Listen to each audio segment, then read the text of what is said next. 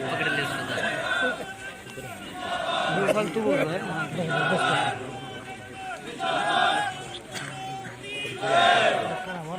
आगे पर जाओगे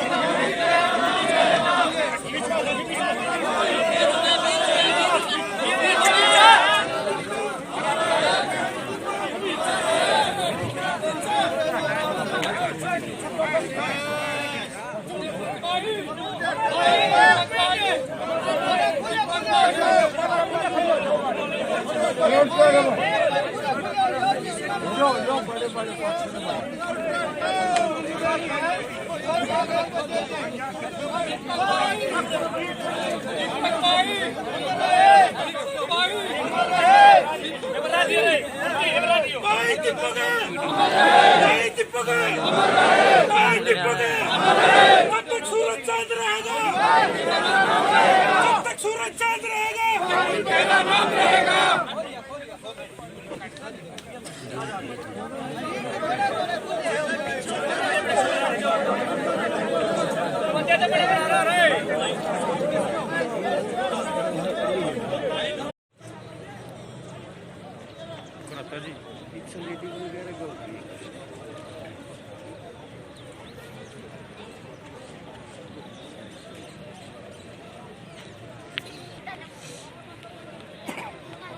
संदीप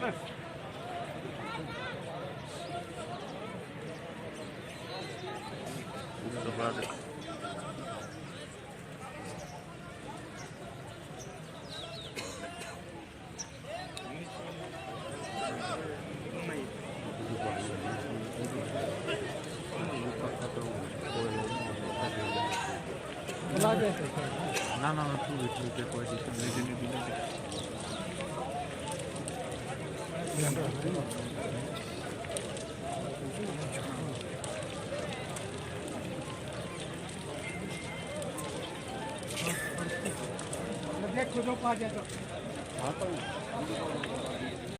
बहुत दुखद बात है। ये मोदी सरकार पता नहीं कितनी कुर्बानियां लेना चाहती है। किसान की कमाई खाता है हर कोई। प्रधानमंत्री पेट भरता है तो राष्ट्रपति पेट भरता है तो कोई भी जीव है सबका पेट किसान भरता है। और किसान की डिमांड सबसे कम छोटी डिमांड है MSP मिनिमम सपोर्ट प्राइस, इससे कम कुछ नहीं हो सकता। उस बात पे ही सरकार जो आनाकानी करती है। मैं कहना चाहता हूँ कि सोच विचारना चाहिए सरकार को। आज भी जो प्रधानमंत्री का पार्लियामेंट में भाषण था उसके जो शब्द थे वो बड़े अशोभनीय थे किसानों के प्रति।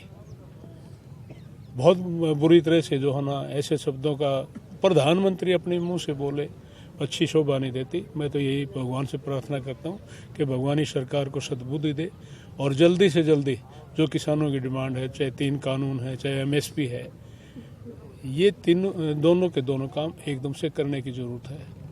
जनता में इतना आक्रोश आता जा रहा है कि बेकाबू बात हो जाएगी, किसी के काबू की बात नहीं रहेगी।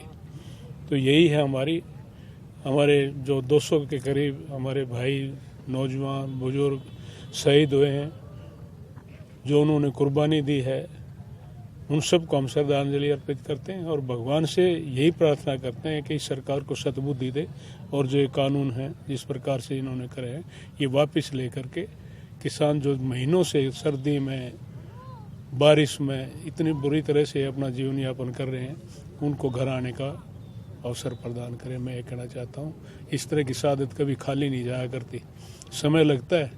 भगवान के घर में देर है अंधेर नहीं है। मेरे जीवन से मैंने देखा है कि समय तो लग जाता है लेकिन नए हर हालत में भगवान देता है। इन लोगों को पछताना पड़ेगा आज जो जिस प्रकार से इस अन्नदाता को बेइज्जत करने लग रहे इनको पछताना पड़ेगा और लंबा समय नहीं है, बहुत थोड़े समय में इनको पछताना पड़ेगा। क्यों सर? बिकी हुई है पूंजीपतियों के, सीधी बात एक ही है और इस किसान को बेवतन करना चाहती है। जो बड़े बड़े व्यापारियों के हाथों में जो सारा सब कुछ करने लग रहे हैं उससे आने वाले समय में जिस प्रकार से एक्सपीरियंस है, तजर्बा है दुनिया का, किसान को बेदखल करने वाली बात है, इसकी ज़मीनों को छीनने वाली बात है। इससे जो है ना आने वाला समय में इस सरकार को भी पछताना पड़ेगा और देश को भी पछताना पड़ेगा। अन्नदाता है ये, अपने हाथों से मेहनत से दिन रात आंधी तूफान सांप सब में से चल करके दूसरों का पेट भरता है और खुद भूखा रहता है। भूखा आदमी वो कहते हैं ना मत सदा गरीब को गरीब रो देगा और इस जान तो खो देगा। मोदी का और इस सरकार का ये हाल होएगा आने वाले समय में अगर जल्दी इसका निपटारा नहीं किया तो। देखिए ये हमारे गांव का जो दीपक है, आज जो शहादत हुई है वो बड़ा पूरे गांव को दुख है। पूरा गांव आज भाई को श्रद्धांजलि देने के लिए आया था और पूरे गांव में दीपक मिलनसार था, सबके सुख दुख का साझा था। पूरा परिवार दीपक पर निर्भर करता था, तो एक बड़ी दुखदायी घटना है। और सरकार आप देख रहे हो 62 दिन से ऊपर का टाइम हो चुका है। हमारे 200 से ऊपर जवान जो किसान हैं वो शहीद हो चुके हैं। पहले वैदिक बलि दी जाती थी, अब मोदी बलि दी जाती है।